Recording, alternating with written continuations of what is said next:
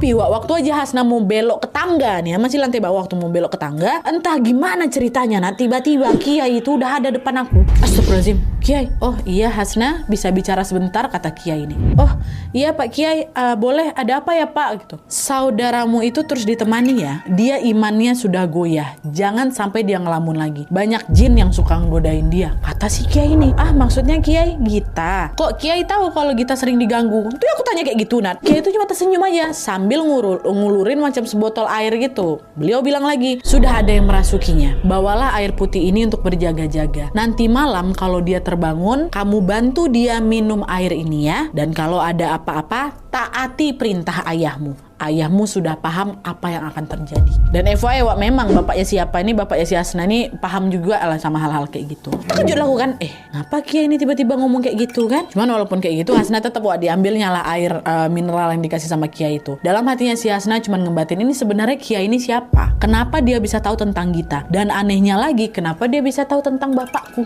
Aku gak pernah nengok dia ke rumah, gak pernah aku tengok kawan bapakku kayak gini mukanya, kayak gitulah. Entahlah, ada banyak sekali pertanyaan yang berkecamuk di kepalanya si Hasna waktu itu, tapi dia memilih untuk tidak menanyakan apapun. Hasna cuma diterimanya air itu dan mengucapkan terima kasih kepada Kiai, terus dia pamit lah balik nih ke kamar. Nah waktu Hasna udah sampai di lantai 2, dia sempat tuh menoleh ke bawah, dia tengok Kiai itu bukan di sana lagi, tapi lagi berdiri di dekat sumur. Entah apa yang dilakukan sama beliau di sana, lagi-lagi Hasna pun memilih untuk tidak memusingkannya. Dia cuma nengok, oh Ustadz itu, Kiai itu ada di sumur, dah masuk kamar. Nah pas sudah nyampe kamar, Hasna ini nengok Gita nih macam gelisah kali gitu kan. Git, kenapa? Kok belum tidur? Kata si Hasna. Gak bisa tidur aku, biasanya memang aku baru bisa tidur yang menjelang subuh gitulah, makanya jam segini aku juga belum ngantuk. Hah?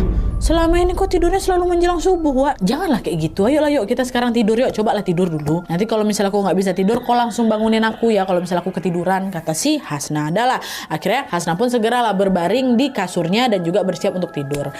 Tapi belum sempat Hasna nih memejamkan mata, tiba-tiba ada yang ngetok pintu kamar mereka. Siapa nih? Hasna terbangun kan, mau dibuka pintu nih. Dan ketika Hasna akan membukanya, tiba-tiba Gita yang terbangun, ditarik tangan di sana. Jangan kau buka. Kenapa? Udah kau diam aja, jangan dibuka. Tanpa banyak bertanya, Hasna pun hanya menuruti perintah kita ya. Oke, siap. Lalu dengan langkah perlahan mereka berdua beranjaklah ke salah satu pojok kamar. Nah waktu itu suara ketukan tuh masih terdengar tuh. Terus kita ditunjuknya tuh ke celah lubang yang ada di bawah pintu tuh.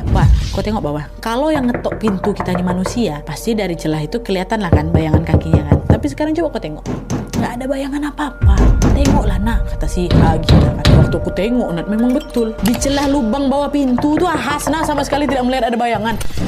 Nggak ada, tapi suara ketokannya masih nih. Sekarang coba aku cek jam, kata si Gita kan. Jam berapa?